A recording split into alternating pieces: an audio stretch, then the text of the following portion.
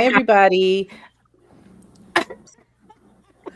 Sorry, I was trying not to do the millennial whatever y'all said the last time I did this. Millennial pause.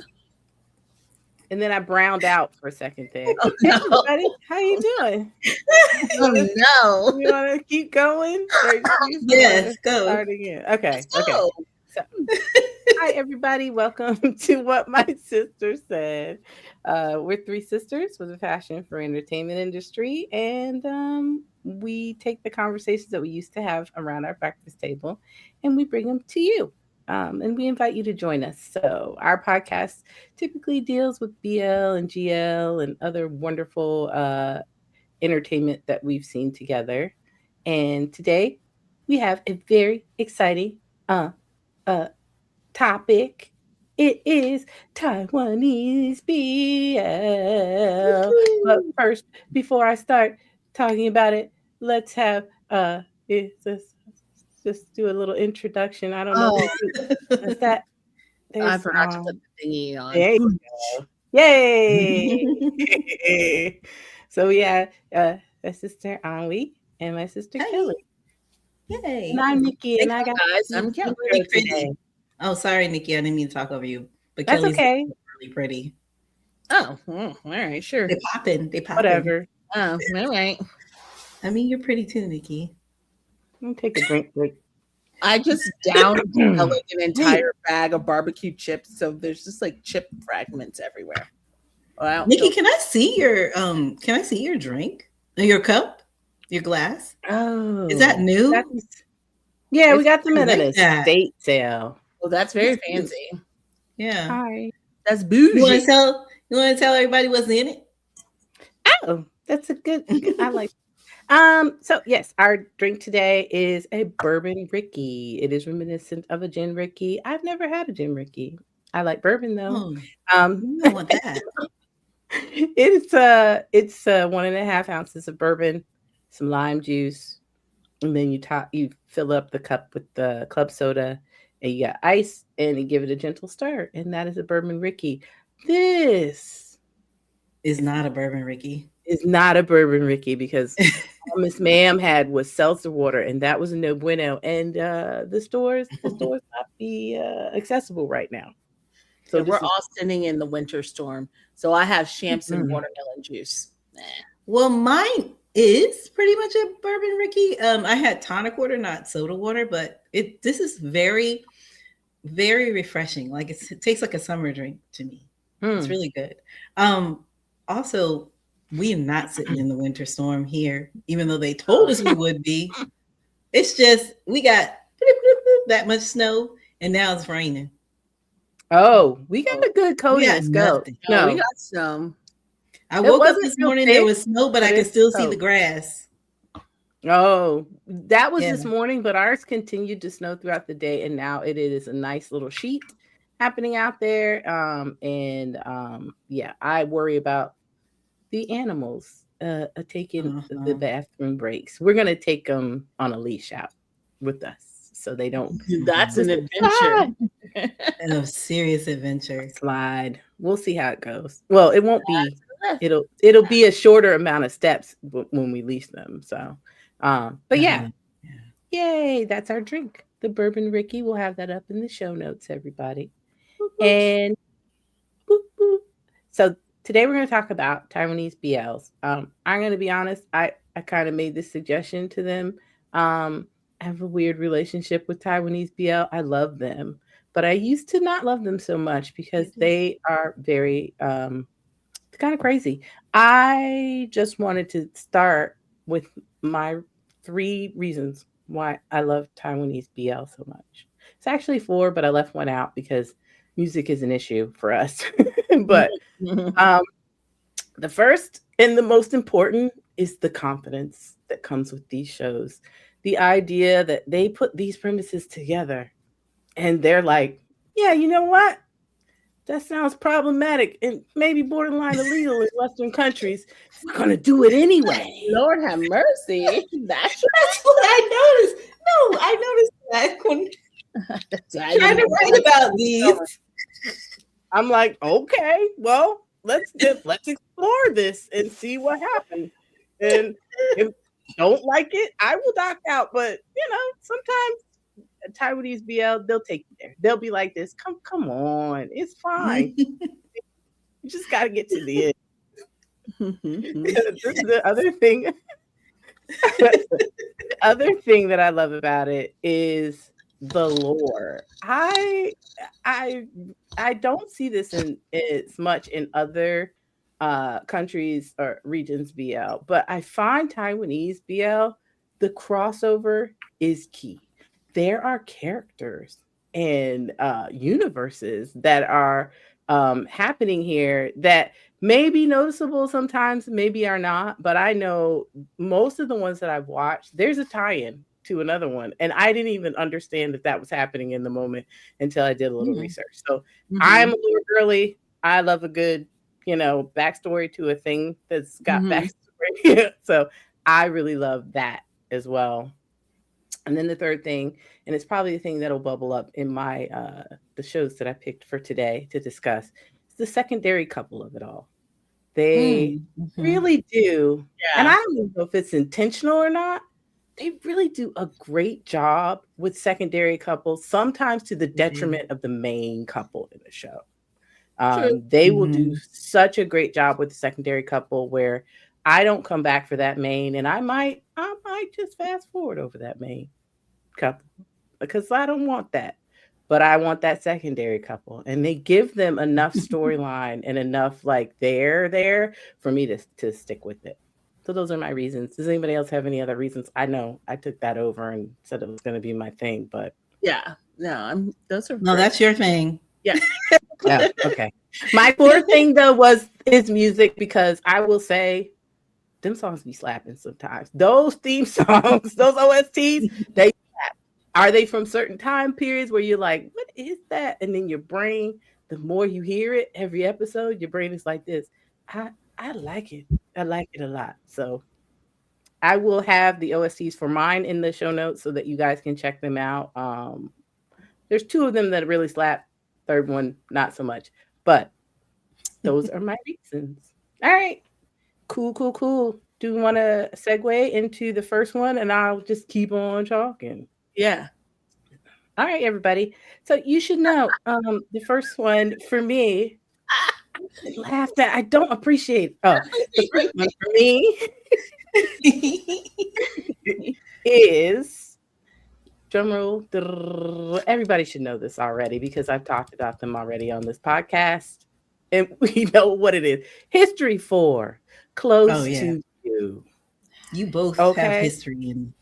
Yeah, I'm not. Is it? It's like we'll get to there. Okay, is there problems? There's problems. Oh, and we need to put up some images for the folks that are doing the video. I'll switch to the thingy. And boosh. Yay! Oh, you have to share it, Kelly. I can't. Sorry. To the stage. I don't own this stage. History 4, Close to You. I will say, I'll just give a general overview. I don't know if I love these descriptions from my drama list. I'll be fair, but I'll run through it really quick anyway. Li Chen, top sales manager at a prestigious wedding planning company, excels at business, but struggles with love. He's been in love with my thing, since childhood, and enlists co-worker Muren to pose as his boyfriend, hoping to spark Mei Fang, that's her name, interest. Meanwhile, the company's creative director, Shi becomes entangled in a complex relationship with his stepbrother, Fu Yongxi, a medical student obsessed with him. As their emotions grow more complicated, the four men must confront their feelings and decide if they're ready to follow their hearts. Now, let's be clear. This is my favorite. This is the 4. If I had a red X, it would go through these two. We're not talking about that couple. We're not even gonna look at that in my review today. Okay. Because that description should give you enough. The words obsessed, the word stepbrother. That's it. Hey, it's that confidence of it all. Taiwanese BLs like, hey, I'm about to do a thing. And I was like, I'm going to dock in. And then I was like, I'm going to dock out of that. I'm not here for it.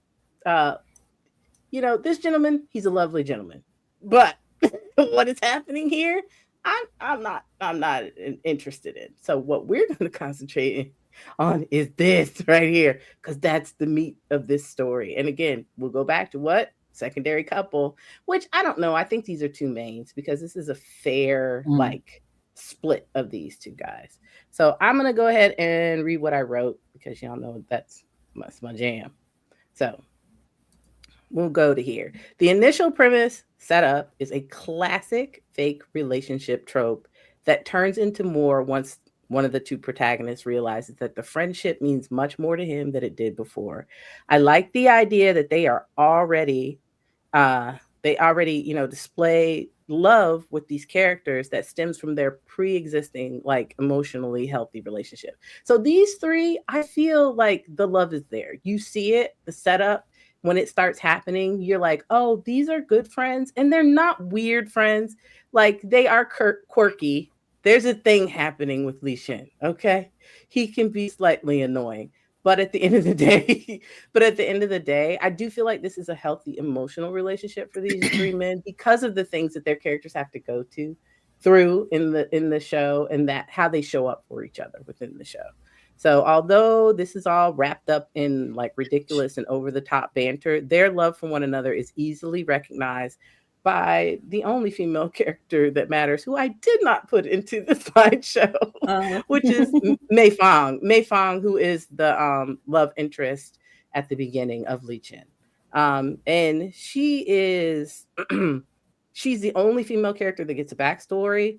And I describe her as our lovable Fujoshi because she is a Fujoshi, and that is like part of the storyline, and it's part of the reason why these two become a couple at the end of the day. What's a Fujoshi? Oh, so it's just like a BL lover, but it's the original term for it. Yeah, it's a fangirl. But a shipper. Okay. Shipper.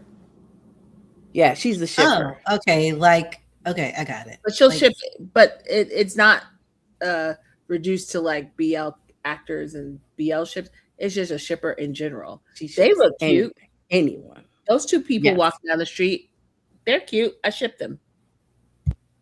So I think that kind of thing that goes back to Kelly, what you were saying happens in Thailand, right? The shipping culture where they just ship. Yes, that's what I was going to say, because I'm watching until we meet again right now, and that's what Sammy's character. They said so she's a shipper. Yeah. Okay. So that's my bad. I did not include her, but so she is very integral to this get together. That is part of what I love about this. So I will say it is not until Li Shin saves Murin from a potentially violent encounter and takes care of him afterwards does his subconscious mind, right, tip his pre-existing friendship love for Murin into something more romantic. So it's not like an insta love or anything like that. He recognizes that he loves his friend, but not until this very jarring thing happens and he takes care of him to a certain extent, does it tip over into romantic love. And that's when the story kind of switches over. The realization sets off a series of events that will eventually lead to their happy ending. Yay. They are things that I really... They are, I'm telling you, they are some pretty boys. I feel like I should just give you timestamps of how to watch this, and then you can watch it in the way it needs to be watched. I'm sure people would love that. Actually, I know. I'd be like, let me go do that because people, I have that available. But some of the larger things that I like. So peppered in between the events that like lead to their happy ending is a lovely exploration of what dating a man actually means to two men who've been exclusively straight until now.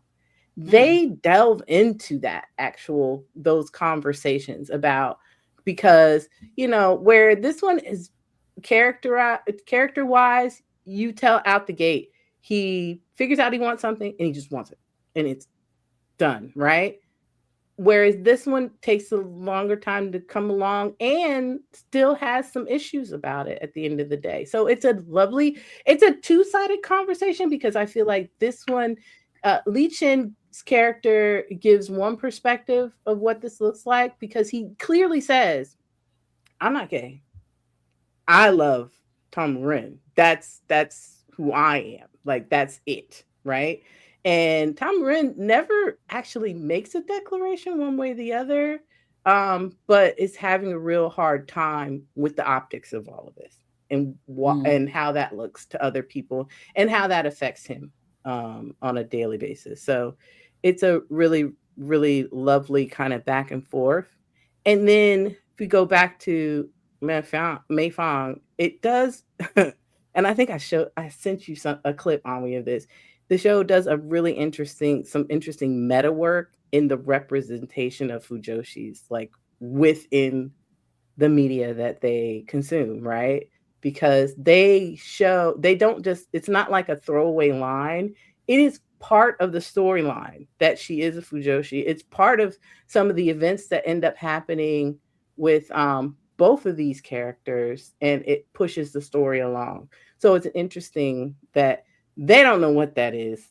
He really doesn't know what a fujoshi is. He's just like, I like that girl. I've been like that girl.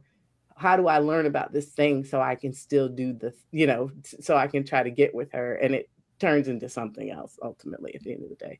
So I really like that part of the show as well.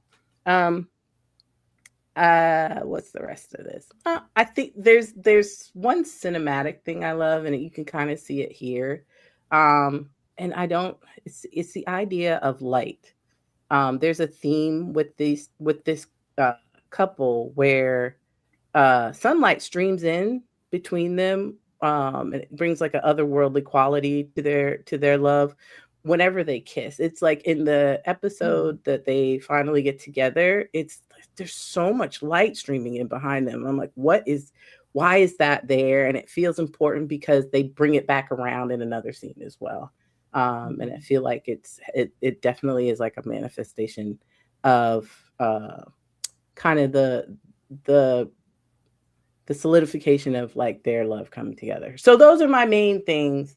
I try not to spoil the show. I do feel like you should, out the gate, it's not really a question, but even in the promo stuff, there's no question that they're not going to get together. It's just how does that happen, and the things that happen along the way. And I will say the stuff that I didn't spoil, there's a lot that happens in this show with just these two characters alone. So it's really cool. Oh, there's an echo. Kelly. I don't have my headphones in, but it's typily not an issue. I guess it's an issue now. So you're done with yours? You want me to go to mine? You still hear an echo? No, not now. I have one more thing. Oh, it tied into my three things. Sorry, guys, if I'm talking a lot. You can ask no, me you're great. Yeah, do your thing. The last part of this, the lore. So each of mine, I have the lore that goes with it. So the lore for this history 4, right, close to you, is Bo Shang and Shishang from universally loved History 3, Make Your Days Count, makes an appearance in this show. So Bo Shang actually has an extended role in this series, where he part of the storyline is that Li Xin asked him for assistance on several topics, from advice pertaining to sexual positions, as well as, how to research the origins of a shady video and potential bank fraud. He is very involved as a friend. I can hear it again, Kelly. As a friend to Li Xin. Also, as a flip side to that, Li Xin's character is in History 3, Make Your Days Count. He is a member of the gym that Bo Shang's, his uncle owns in that show. So that's how they know each other. They make that connection that way. And then finally, the whole friendship squad from History 3 is at the end of this show as well. So they all toddle in because Bo Shang and his significant other make an important appearance in this as well. So that's my first pick. I love them very much. They are the reason that I love this show. All right. Yay. Okay, We're well, gonna my stop. first pick is See Your Love. We've all Yay. seen that, right? All three of us have seen that, right? I'm not done, but I've seen it. Yeah. Wait, no, See Your Love. No, I've seen that. Yeah, See Your Love. You've seen it, right, Nikki? Yep, I love it. Okay. Okay, so I'm gonna read the synopsis that I have. Thank you. A reluctant business heir sent to Taiwan who gets targeted. Oh, he gets targeted by. Oh, I forgot to say his name. Young. Okay, Sean. That's what they call him in it, right? Sean. He gets sent to Taiwan and he gets targeted by assassins. Seeking escape from his duties, he hires, when he gets targeted, so this is not in the synopsis, but when he gets targeted, he harms himself somehow. And so he needs some help. He needs a caregiver. And he hires Xiao Peng, a deaf and mute caregiver, but soon falls in love with him, discovering tenderness behind his tough facade. So, Oh, hold on just a sec. Kelly, can you add me back to the stage, please? The screen. Sure. Thank you. so that synopsis is real crappy, but we'll talk about Yeah, they're not good. horrible synopsis. So the character Sean, he is a business heir, reluctant business heir. That's exactly what he is. His father wants him to take over the business. He wants no parts of it, really. I think his brother, I never understood the brother situation because it's not really his brother, is it? Makes no sense. His brother whatsoever. really wants to be in charge, right? But Yeah. his father wants him. It's all convoluted and it's weird Yeah. and it's. But this is not something Sean wants for his life. So and somebody and he's trying to take over a business in Taiwan. I think that or real estate or something in Taiwan that I think that his brother. Anyway, I don't want to tell all. I don't get caught up in the business side of things. Yeah. Me neither. So people are after him, trying to kill him. Basically, is the point. And he and his assistant are in Taiwan working on a business deal, and someone's trying to kill him. It opens up with these people after him trying to kill him. In the process, he hurts his leg, and so he milks that for everything it's worth because he doesn't want to go to work, pretty much. And he comes across a caregiver. Oh, the caregiver actually helps him in the beginning. And he doesn't realize, I don't think at the time, that the guy is deaf. That is Peng. Peng is a wonderful, beautiful soul. And he just wants to work. He is deaf and mute, but he's very caring. He's very good at his job, but no one will hire him because he is deaf and mute. And so he just wants a job. So Sean offers him a job, but he doesn't want to work for Sean because Sean is a yucky person, Right? Very selfish brat. But he ended up taking the job, and a relationship grows from that. Like the way that Peng is so loving and caring, it really like rubs off on Sean. Like Sean can't help but take in all this sweetness, and he starts to learn sign language. There's just so many things that he gets from Peng that help him to grow, And one of my favorite scenes, I don't want to tell the scene, but Peng learned something from his childhood that he has been hiding from lots of people. Peng learns it about him, and Sean is able to share it in a way that he would not normally share with people. And I just sobbed when that scene happened because the look on Sean's face when he's able to share, when he finds out that Peng knows, and then he's able to share more about it, the look on his face of just being free to be this person that he would like to be is just beautiful. Like he goes from this very, like this character that you can't stand. He's such a brat. He goes from that person to, oh, there's more to this person. And Peng is the one that brings it out of him, right? It's a very beautiful love story. And also Peng has a loving, supportive family. They just has a mother and father who care about him so much, which is something that Sean has never had. I think his mother died very early, and his father I just don't know. piles on. This is what I want from you. I need you to do these things. And doesn't care at all about what he wants for himself. Right. And so he sees the relationship that Peng has with his parents and is just like kind of jealous, but also kind of loves that for Peng and kind of wants that for himself. So that pairing is beautiful to me because it's just lovely to see the ways that Sean grows from his relationship with Peng.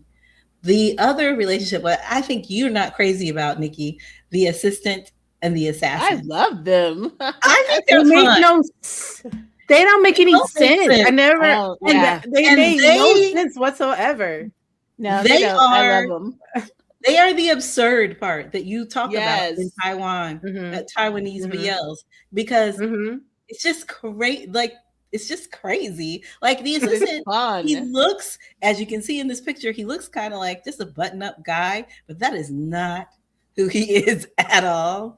And the assassin mistakes him for Sean and is trying to kill him like several different times.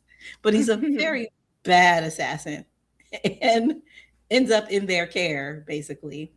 And a relationship also grows there.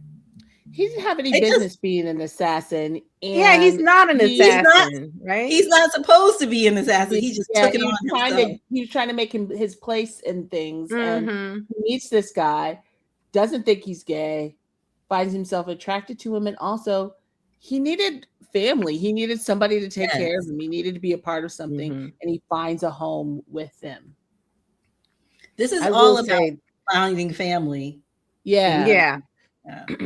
I'll say too, like, never mind. I was gonna say something that'll spoil some stuff, so I won't do that. I will say this like History 4 to me. This is why another thing I think Taiwanese BL does. History 4. I don't know nothing about the wedding planning business. I don't know nothing about it. Couldn't tell you what they were doing. They were putting some lights down, some candles and stuff. They got some flowers. I was like, I guess that's what wedding planning is. They were selling stuff. I don't know. Same with this. What are y'all doing? I don't actually understand. Other than the other character, the caretaker, I didn't know what anybody's job was. And I don't know what his job was. He was just making meals and I never saw him. I mean, but here's my point. He dressed wounds. He did lots of caregiving things. And my point is that I don't need to in order to enjoy these shows because ultimately they are character studies at the end of the day. It is about that couple, who they are, how they get together, and, taking you along on that journey. They are not about business and caretaking. The caretaking is part of the character study that brings them together, but I don't need to know that stuff. That part. I love it. Yeah, sorry. So you got more? Did you show all my pictures? No, I didn't. He's the cutest of the patooties. Oh my God. That's what I also love. The height difference in this one. Oh my God. That's major. Because Peng, our deaf mute character, he is one tall brother. That boy is so tall. She said brother like you out of the 70s or something. I know. Like what? Brother man is tall. He's so tall. And then it didn't even sound right in your mouth. Shush. And Sean is such a little thing. And Sean is such a cute little thing too. Like, I know he's annoying, but he's a cutie patootie though. Once he starts softening, he's even more handsome to me, I think. Didn't Sean learn sign language for this? Oh, maybe that wasn't a good picture to share. Yeah. Too much. I mean, he probably did because he's doing sign language all through it. I think he probably didn't. They both learn sign language for this? Because the actor is not the deaf mute. Peng is not deaf. Yeah, Peng is not deaf. Can I say these actors? There's something about Taiwanese BL pairs, man. They take that off that screen, I and didn't they're know like, off the screen. I you know should some you should believe it. Oh, you haven't seen them and stuff? No. Oh, okay. I gotta send you some stuff later. Okay, I got you. I got you. Cause I'm like this. I believe in love after the series. I believe Because I shows like behind the scenes stuff for this. And so I see them, they're very cute in the behind the scenes stuff. But I don't think I've seen anything outside of that. Fan meet stuff that I've seen online. Oh, okay. They're very, don't get me wrong, super cute. They're adorable together. Yes, 100%. Like Kelly said, yes. Yeah, I found a Reddit with a deaf person, and they said that they did an amazing job. Awesome. They said they're usually pretty wary around shows that do sign language because it's usually not right. And they said these guys got it down, the mannerisms, everything. They did a great job. I think the thing that I love the most about this is that they never made Pang's disability. I don't even want to call it this. Yeah. They never made he was the strongest character, I felt like, in the show. He was. He was. I agree. He could take care of everybody, like everybody. He was the one. He's had the most strength mentally and physically in that show. Yep. I agree. Yeah. Is that it? Yep, that was it. Kelly's turn. We love it. Oh no, I lost my spot because I looked up See Your Love. Okay. My next one, I have quite a few. I don't like list. I don't like them. But I'm gonna stick with my three, and then we'll talk about the other ones at another as honorable mentions. But in my three, I'll be loved in house. I do. Is the first one I will start with. Share. Share. Sorry. Sorry, it is a two-man job up in here. No, it's all good. And I did finish 2 glasses of my drink. So how this goes is up to the scotch. That's why so I'm just going to read the champas, the champs. Is it up to that? The champion. I'm just going to read MDL's subscription, and we'll see how that goes because they're not great. Yeah, no. The Jing Sheng Metalwork and Design Studio. Wait, I'm the only one that watched this one, right? Yes. No, I watched it. Well, you did. I watched it. Confused me earlier. Okay. On the verge of bankruptcy is sold to a new director, Jin Yu-shin, who is reputed to be an excellent manager. On his first day at work, the austere and unapproachable new director shatters morale among the team of designers by introducing the single rule, prohibiting employees from having romantic relationships of any kind, even marriage, on pain of dismissal. The rebellious... You did. Okay. The rebellious employees collude in a plan... so I can talk about it a little freely. In a plan to snoop on the director's own private life, hoping to find leverage to get the rule abolished. As team leader, Shi Li is best placed for the unappealing job of getting close to the tyrant director and learning what makes him tick. Shi Li is not, however, prepared for the traumatic past under Jin Yushin's stony exterior or the unexpected stirrings of his own heart. Okay, Be Loved in House. Some parts of it are like Bizarro World, right? Like, some things don't make sense at all, and it's okay. Well, I will get into, if for those on the podcast who don't see Nikki holding up her hands, I will get into it. Are there whole plot holes? Yes. Do some things not track fully? Yes. Do we love their 100%. Love? Yes. Yes. We do. Sure. And also, I think I was talking about this. So we're rewatching Only Boo with Sarah on her channel on YouTube. And one of the things I said is sometimes the love people have for a show has to do with the timing of it. So when Be Loved came out, there wasn't a lot of like Be Loved in-house type of shows that existed at that time. So it was very refreshing in a lot of ways, even though there was a lot of hot mess pieces to it. people are really critical these days in these shows and really, pulling them apart and needing things to fit in places and make total sense. Back then, you were just happy that you were like, oh, this is cute. They love each other. Yay. You know what I mean? And like all the other stuff, you were like, that was weird. Carrying on. One of the big things is, and I think it's bizarre that the synopsis didn't even mention his allergy. Was it nickel? It's crazy. Yeah, I think so. Yeah, something like that. He has this nickel allergy, comes in to be the head of this metalworking company with a nickel allergy. What? Wild stuff.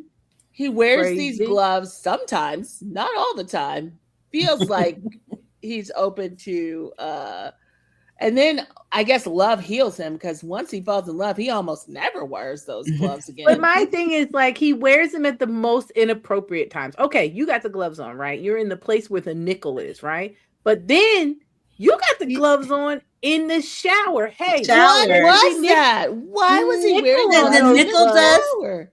You're like, you gonna rub it on your body? You're rubbing nickel on your body. Made no sense. There were so many things that made no sense. And at the end, there's a whole, and I won't spoil it for people who haven't seen it, but there's a whole like pulling back from the past. Yes. All that stuff. What? I don't know. Why was that there? Yeah, that was weird. But you know what? I'm gonna tell you something. You guys had this talk. I don't remember what we did. We did a podcast where you mentioned this before. Yeah, I think we were talking about couples or whatever that we liked in storylines or something, or maybe a trope. But anyway, you mentioned this before and you brought up the gloves and all that, and that's what made me go watch it. Because you were talking about how weird I love it on how weird that was, and I was like, what are they talking about? And then I was like, let me go watch this show that they're talking about, and it was so good. I loved it too. I think what at that time we weren't getting parents that understood, and it's a bit of a spoiler, but I think it's an important piece of it. Because when I say timing, we were still in a time where parents were either it was Thai BL was either one way or another. It was like the parents were horrible people, or it was this fantasy land where everybody was gay and nobody cared. But there was no like in between or realism in that way. And so we hadn't encountered a mom like his mom in this. Yes. It's so. No, go ahead. I was going to say something. No, go ahead, because I'm going to talk about something else. It's so funny because I was thinking about when we were discussing this, I was thinking about his mom, and then I'm thinking about Secret Lover, and I'm thinking about See Your Love, and I'm just thinking about all these parents that are just amazing parents in these BLs. Like, just from the jump, you can tell that these parents really, really love their children. And I guess the question is, I wonder about the timing of these shows, right? So I know, this See was Your 2021. Love and I'm wondering, right at that time, right, was there something about BL was blowing things happening? Oh, what Taiwanese? When was when was marriage? When did marriage? Yes, because I feel like there's a theme for all of our legal, because that was a subtext in History 4. It was a very strong subtext of like, these are things we need to do this work. Oh, it was already legal. It's been legal since 2019. Wow. Well, I will say History 4 is from 2021. It was pretty, you know what I'm saying? Like, I think it was it was an up and coming thing for them to like really incorporate probably into these BLs. I will say I feel like it was less about marriage equality when it comes to Taiwan, and 2020 was, to me, the shift in BL. That was when we were all under lockdown in certain shows. That's when I Told Sunset About You came out. That's when Together reached this huge, and I know those are Thai BLs, but Thai BL kind of shifted the conversation for all BL. It became international. It became more recognized. And so that's when they started pumping out Taiwanese BL after that shift. Okay. So that's when we got an uptick in a lot of these Korea and Taiwan, because JBL was like the beginning. Yeah, it was the beginning. Yeah. But there weren't as many Taiwanese BLs or Korean BLs, and that's when that push between 20 and 2021. 2020 is when it became more in the zeitgeist and more international. And so then 2021 on is when Korea and Taiwan were like, let me get in this game. Let me get, let me bump up what I'm doing. And so I think that's why you see more reasonable parents in some of these, because they just had more widespread appeal than they had before. But the mom to me is a major thing in that one. I love her. The side couple moved fast and they were fine, but I actually think who is the side couple? I don't even remember. No, exactly. Typically the side couple like Nick. Oh, go ahead. No, I was going to say it's the teacher that works in Metalwork and the cafe owner. The cafe owner. Yeah. Oh, yeah. They were cute. Very cute. They were very cute. Yeah. But like Nikki said, most of these shows were really side coupling really hard. This one, I really think the main couple was the show. But I feel like that they helped push the main couple along, though. They did. But they were not. You didn't get distracted by them to the point where they became your focus. And I will say, I think the side couples couple hardest in where the main couple might be the most controversial of the two. I think about Kaiseki, Dear to Me. That's another one, right? Where the side couple coupled hard because people were like, how much of an age difference is happening in this one? Do you know what I'm saying? It, though. I'm not. No, we got bamboozled. Yeah, I loved it. I'm surprised I didn't put it on my list. Yeah, I thought about it. It does feel weird afterthought. That's what happened with me. Did I love it? Yes. Did it still feel weird? They made him look like a grown man, but that he was a teenager in high school. I didn't hear the name of the show you just said. Kaiseki, Dear to Me. Dear to Me. Okay, I don't know that. It is a great show, but also what? And so the side couples hard in that. Yeah, because you're like this. You're going, that's what I'm saying. It's when I feel like when the main you're like this. Wait, what? That part it shifts your focus where you're like, maybe I should focus over here. Oh, okay. They got good storyline like that. And keeps you there. Were you done, Kelly? Sure. Yeah. Oh, I'm sorry. I just wanted to know. Y'all start talking about another show? Because I know we're trying not to spoil too much, so I don't want to go too into the weeds of it. Hard. But that's good because we go pretty long typically, so we're making good progress. Are we? Because I feel like we got a lot. Because we got a lot to go. That's why I'm saying it's good that we're not spoiling. Oh yeah. Nikki's turn. Right. It is my turn. I'm gonna share my screen again because I gotta do the shake up. There we go.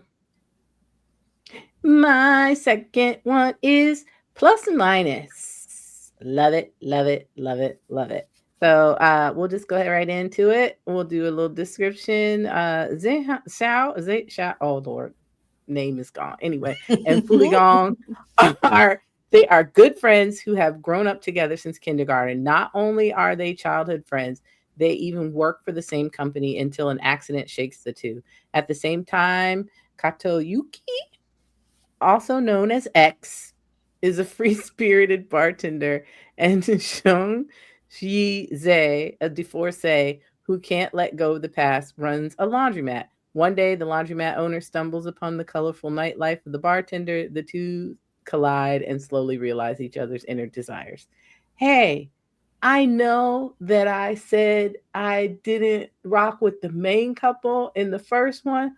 I don't rock with the side couple in this one. And it has nothing to do with problematic things. It is not. They're not good. Wait, whoa.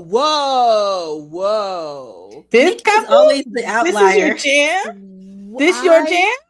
This your jam? I feel like if I watch this, they're going to be my Nikki, jam. I don't know. That's your jam? So the second couple was huge. They made people love them down bad, like down bad. Wow, it's when you hear somebody saying words and you write have this had plus and minus. two champagne drinks Okay. and you process what they're saying, and I was Your like, 2 champagne drinks. wait a minute, she's saying weird words together. Maybe it's the champagne plus. It's not. It's the words. No, that's not. And I am sure there are people who agree with you. I'm not one of them. I love me that side couple. Left them down bad.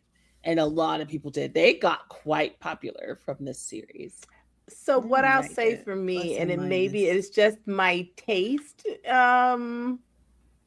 it was the Yuki of it all. It was not giving. Hair acting is not a thing for me. I love his hair. That was all it was given.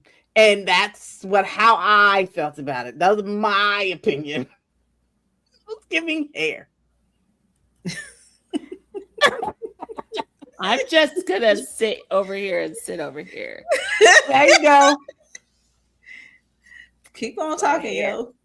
Hey, so I'm setting you up. My favorite couple, of course, is the main couple. So I'll read my little thing. This is a friends to lovers story that posits that one of the friends has been consciously in love for quite some time, while the other friend is most definitely doing relationship things with him, but not recognizing it like that. I mean, they literally are doing relationship things together.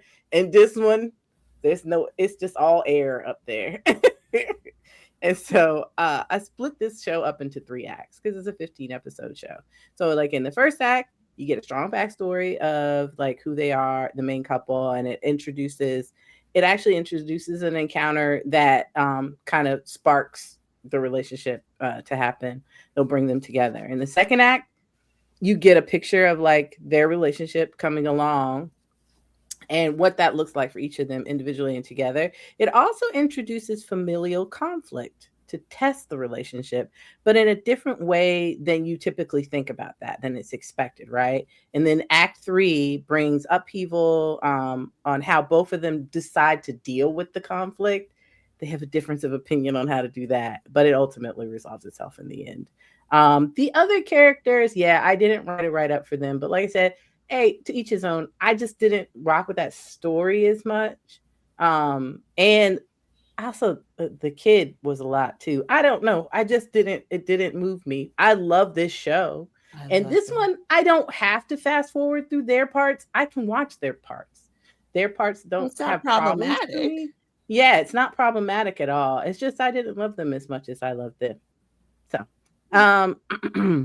I'll say the story overall doesn't give the expected storyline around personal and parental acceptance, but makes it more nuanced, showing different shades of self-discovery that a person can encounter along with how the lack of parental acceptance can be embodied in an idea of wanting a great life for your child rather than the hatred of the person that your child loves. Their characters are divorce lawyers on top of this, right? So it also allows they constantly invoke like these interesting and complex ideas around relationships, dating, and marriage because they're divorce lawyers. They get to have these like weird side conversations. Like they'll be at work, things will happen, and then they'll take a walk and they'll be like, oh, well, what is true love? Da, da, da, da, da. And you're like, what is happening right now? That's the parts of it that I really enjoyed. That's why I like those characters that much. The lore, I would have thought that this was a side story from the History series universe, but there are multiple appearances from different BL couples throughout this show. So first up, the main couple from Belovedinhouse, who show up in their office. They show up in the office. So they're part of the storyline. Yeah, they're part of the storyline. It's not, well, you got to watch it and see what happens. The second one is a bit tricky because we have the actor that plays Lee Chin from History 4, Close to You. He makes an appearance as a photographer, but he's not really given a name, and the way he talks to them implies a future for Lee-Chin and Murin that I'm not accepting. I don't understand what he's talking about. It sounds shady, but he's not Lee-Chin in this. And then the last couple comes from History 3, Close to You. Not Close to You, History 3, Make Your Days Count. Sorry. Where the main couple comes in from that show. In an iteration, right? Hao Ting is there as a wedding attendee, and Shigu lookalike shows up for him to accidentally meet. So again, the lore of it all. They just swap these characters, put these characters into these shows. They maintain their characterization from these other shows. I feel like they were attempting to get people to keep the through line and like watch it kind of like Marvel Universe kind of thing. And I appreciate the hustle. I don't know if people always got it, but I was always like this. Who that? I think I know who that is. Like, let me go back and it check. was fun. It was fun to find like the Easter egg of the couple. Yes, and everybody would Easter be like, egg of the person. So that was most of my stuff for that show. Like I said, I enjoyed this pairing. He is like kind of he's like super chill and mopey, and he is again a dork. I love a dork and a serious guy. I love it. I love it together. The dorkdom is real over here as well, but he will let him do anything. There's a whole like thing where and this was not spoiling anything, but there's a whole running storyline about how he's smiling. He don't like that show, but they watch it all over and over and over again. They watch that show because he's like this. My man loves this show, so I'm gonna watch the show. It's also an interesting. Oh, sorry, I didn't mean to cut you off. No, go ahead. You can go ahead. The timing of this one too. When was this? Was this 2021? 2021. Yep. It's 2020. Oh, wait, it's 2022. 22. Yeah, 2022. It's oddly enough the progression of love scenes and things. And this one made quite a stir. And it actually was a time frame where people were like, oh, Taiwanese BL is different. So just overall, Taiwanese, I mean, I don't think that's true today, but in that specific time arc, Taiwanese BL was attacking NC scenes in a different way than Thai or JBL. You know, it's one or the other. It's either it's like there's no in between. They're like marshmallows, rainbows, or really hardcore. Like one or the other. But Thai BL was kind of somewhere in the middle and wasn't really there yet. It was still figuring out the NC space, but Taiwanese BL was locked in and really had found a way to make the NC scenes beautiful, but more realistic than Thai BL was doing at that time. So I do think that all the different genre, or not genres, but the different representations of BL within different countries influenced each other. I put a chat in there. And I'll say, she did. Oh, okay. Yeah. Go ahead and finish this one out. Yeah. This one, just this last picture, talks about the family representation. So shockingly, no mothers exist in this series. That's right. No mothers exist. This is a father-son story. And what that looks like. It's about what fathers want for their sons at the end of the day. And so that was another interesting part of it as well. Okie dokie. We're gonna move to the next one in just 1 second. Okay, it's my turn. Secret Lover. We've all Kelly's in the process of watching. You haven't finished it yet, right, Kel? No, I have 2 episodes left. But only 2. How happy you were when I said that? Because I love it. Oh wow, that's great. So Secret Lover. Okay, I'll read the synopsis. Tuo And Jungshi, let's say that, whose close bond shifts to romance after a university play. What? This is horrible. This is not true. Okay, I'm just going to say what I have to say. There's a friend group of 3 kids. It's Tuo, Jungshi, and I can't remember the girl's name. I wish I had written it down, but they have a girlfriend too. The 3 of them have known each other since they were tiny little things. There's a picture, I think, Nikki, that I shared where the 3 of them are together. Yes, they're so adorable. And Tuo was like, I think in the park or whatever, and the 2 of them noticed him, and they're just like, oh, look at that little boy alone, and they just took him in. And that bond has remained through university. It's so cute. It is the cutest friend group ever. And Tuo, the tall one of the pair, his mother just dipped. She just left him. So, and his father is pretty neglectful. Like, I think dad tries to take care of him financially as much as he can. He doesn't really know how to be a loving, caring father. He just is like, I'm going to take care of this kid the way I know how. So Tuo is basically, he doesn't have a lot of affection around him. And gratefully, he's run into these other 2 who are there for him. Jungshi's family pretty much takes him in as their own, like mom, dad, take good care of him. So now that they're in university,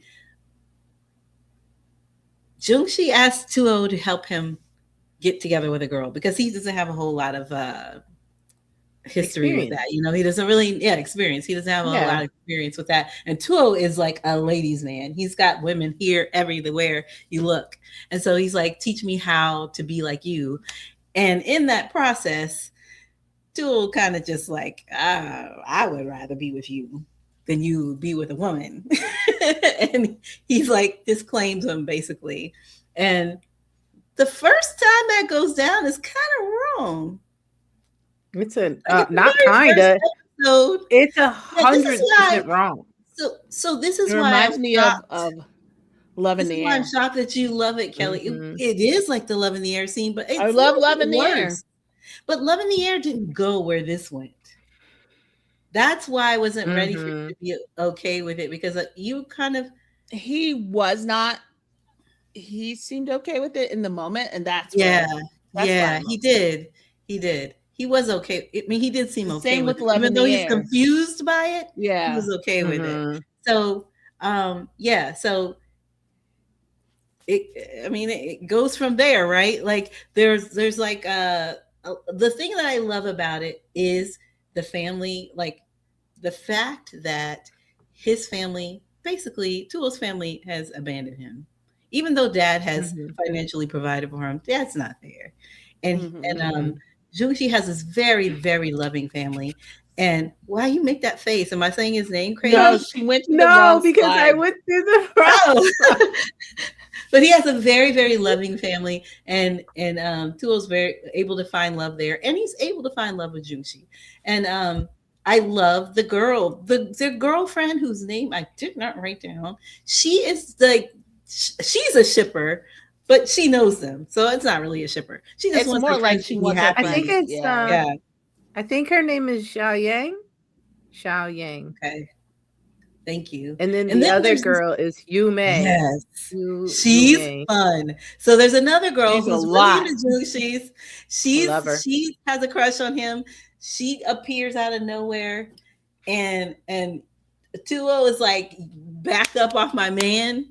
But she can't leave the group. Like, she's just like, I just need friends. You guys seem like really great people. I want to be your friend. But she's also, can you show her picture? Because the picture of her, did you put it in there? Yeah. Picture of her. I did. He's an odd little thing. She's fun and she's odd. She adds a lot of color to the story. The thing I remember, there's a brother. She's a mess. But anyway, there's a brother also that brings in a little drama. You don't know where that situation's going. Him and his kid bring a little drama into the situation. That's not where I'm at yet. Oh, sorry. The funniest part we talked about in our group chat a lot was the rock, paper, scissors of it all. The My rock, God, paper, today. scissors. They just played it all the time, and he constantly. You did it the same almost every time. He does it the same every time. It's like, so learn your lesson. It's terrible. It's the worst. Yes. But it's a beautiful story to me. It's beautiful, but it's weird that I think it's beautiful because there's so many problematic things in it. There's so many things that Atuo does that are just stank. But Jungshi loves him so much that he forgives them immediately every time. Because he knows that they come from a place of abandonment and love. Like, I felt like I needed to do this because I need you in my life. So, yeah. He's got to get his trauma together. He does. I don't know that it's a healthy relationship with the things that I feel like Tuo does some really wrong. Like, this second watching of it to try to talk about it, this is why I really thought you weren't going to like it, Kelly, because I'm watching it again and I'm like, that was messed up. But the first time I liked it, I loved it. I didn't. Yeah. I didn't love it. I like the show. Like, it's a good show to watch. I don't love Tua. Tua is the worst, and anybody who has that love for Tua, you're not right, dude, because that dude's not. Wow, maybe you don't say stuff like that. Yeah, you get to have your opinion about him. Yeah, that's very judgmental. I don't like. There are characters you like that I don't like, but I don't tell you you're wrong for liking them. I don't mean you're not right. I mean he's not right. That's what you said. That's what you said. Well, yes, here, we're calling you out. I just what was I going to say? Tuo is a lot. Know. He's a lot. He is a lot. I don't know. I didn't mind it. I think that's why I tried to understand where he was coming from. That abandonment thing really messed him up. I think the whole place where they become so close is him looking for his mother and mom. Yeah, just dipped on him, right? I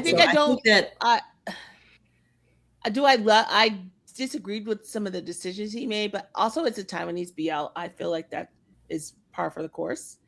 And he boots. When I understand the type of BL, which I wish people would do a little more often. Like typically Japanese BL has some things in it that are typical to Japanese BL. Taiwanese BL has stuff in it that's typical to Taiwan. And I feel like if you once you learn that and you make the choice to watch that country's BL, you should know what you're walking into. Because I guess clearly there's something cultural there that allows that to be part of that. I guess that's why I was concerned about how you were feeling about the show, because there's things that are happening in the show that you don't give space for in a Thai show. No, because they don't do that. You know what I mean? Yeah. It's not a culturally part of their story. You making that distinction is good, because that's when I rewatched it, I was like, oh, Kelly's probably hating this right now. But you making that distinction. And also, Nikki, I'm surprised at your comments, because let me put it out there. This was my first show that was not Thai. This was my first venture outside of Thai, and I watched it because of you and Yoshi talking about it in our chat. Yeah, and I think it was jealousy, peeps. I was gonna say, I think that was pure. Yeah, that was pure jealousy. Because if you listen to my part of the chat, talking to Yoshi too much, I wasn't feeling it. And if you listen to my side of that chat, you could hear me complain about the problematic little complaints, but when you said you were, and when you said you're going to watch it, I think that's that part of what Kelly said is like, well, yes, it's a good representation of Taiwanese BL. It's not bad. It's not poorly acted. It's not, poorly written. All of those, the story was there.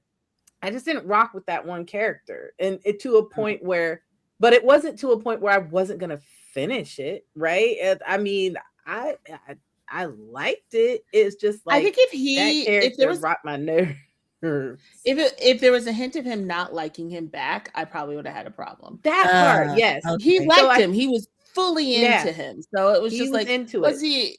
yeah, that's it. Wasn't like against his will. He wasn't like it was manipulation, but he wasn't like It was. it. But he We wasn't get not into that dude. Right. we didn't get lore, but we got an actor call back. So the character from History 4, Close to You, the obsessed stepbrother, Fu Yongxi, Is he his the the boss, the actor, creepy boss? and that's why Oh, I said I'm waiting oh, for him to be the hunk of junk that I know that he is, and he hunk of you junk. did say that in the chats. You said it in I the don't chat. know. I don't know this stuff yet. Oh, you're Not only there. Don't listen. two away from the end, and the hunk of junk's not in there. He's been introduced, but not enough for me to have feelings Not about yet. him. Not yet. He literally just got introduced in the last episode. Yeah, not yet. I mean, yeah, he's not in there a whole lot, I guess. No, he's not. But when his face popped up, I was like, oh, I dislike so much.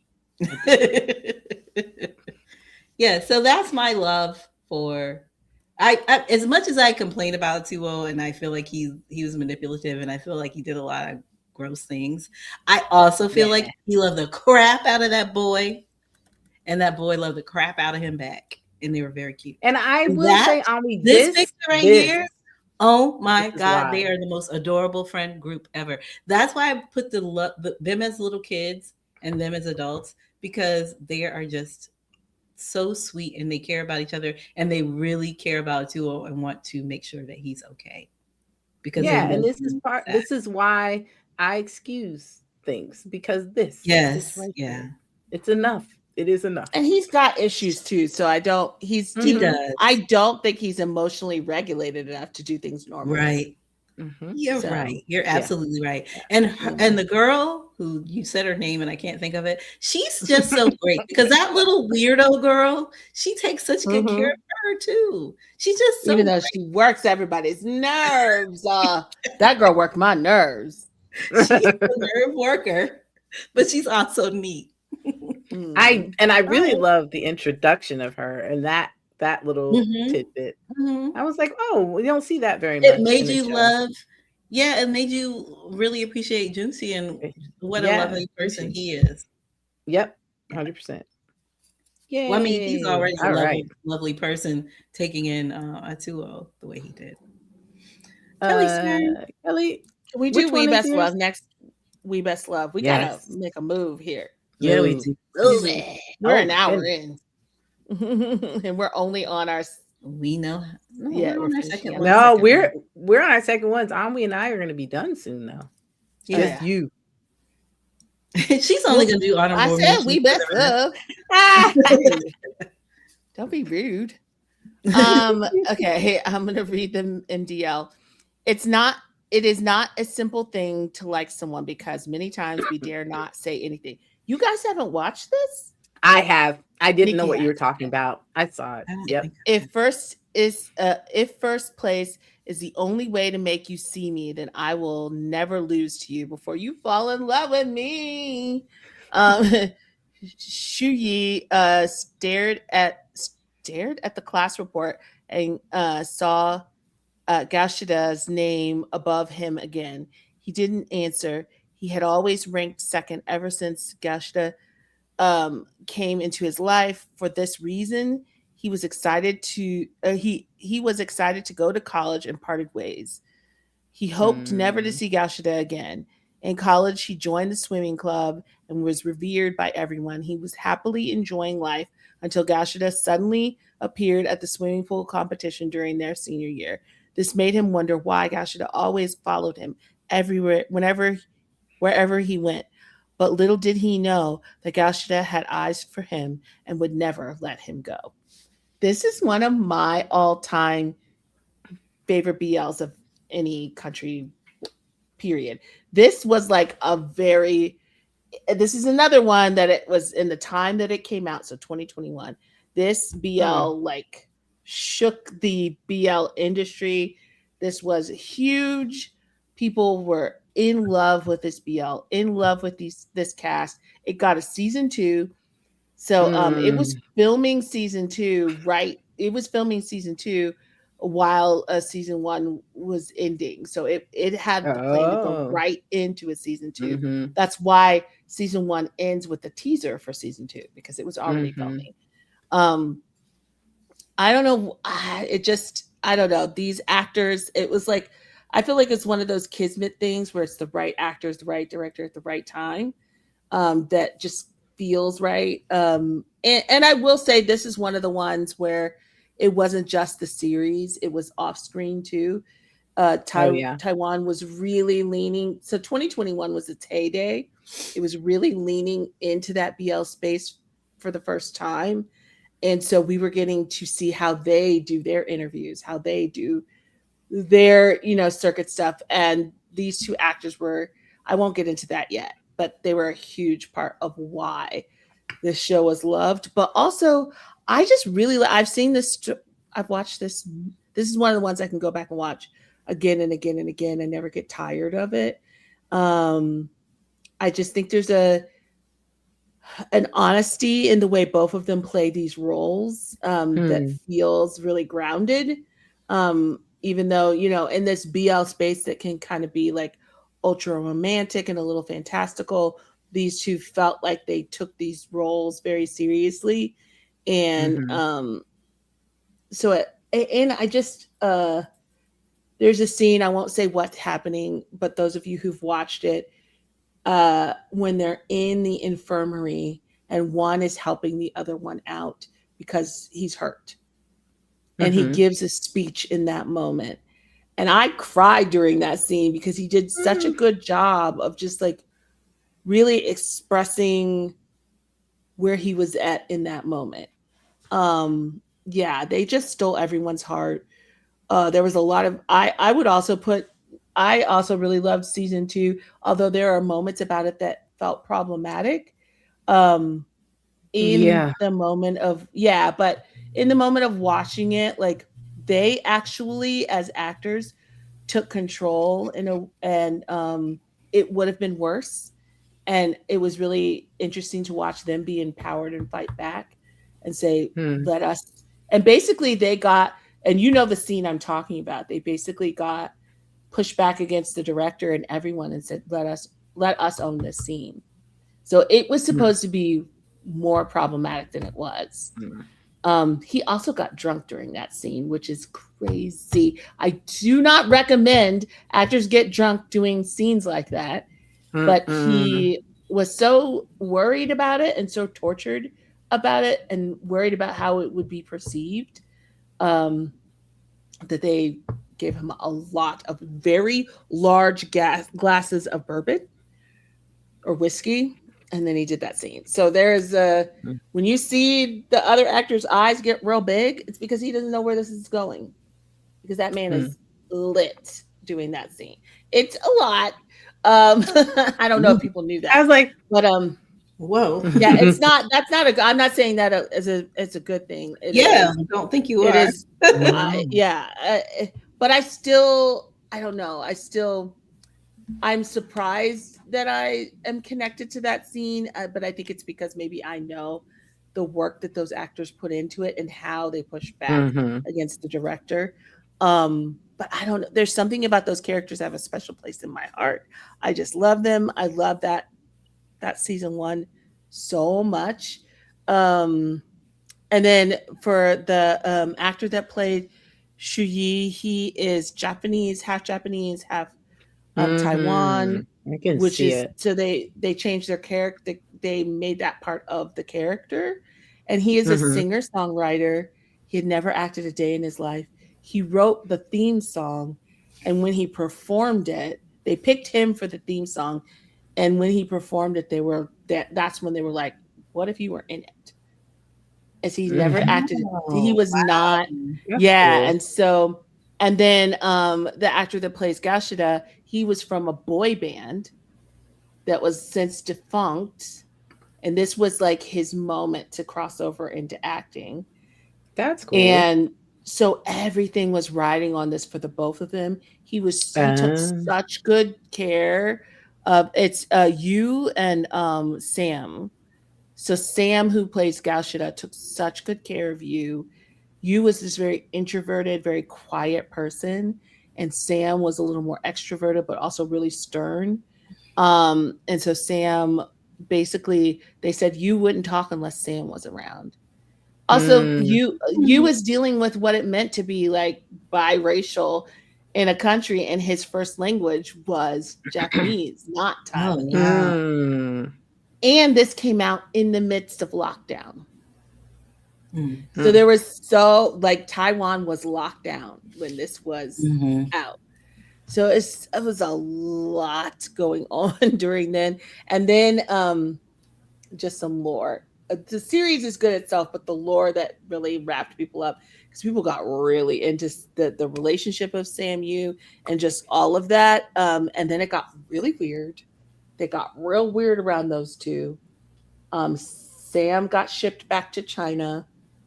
You got shipped to Japan at one point. They barely let them interact moving into the part 2.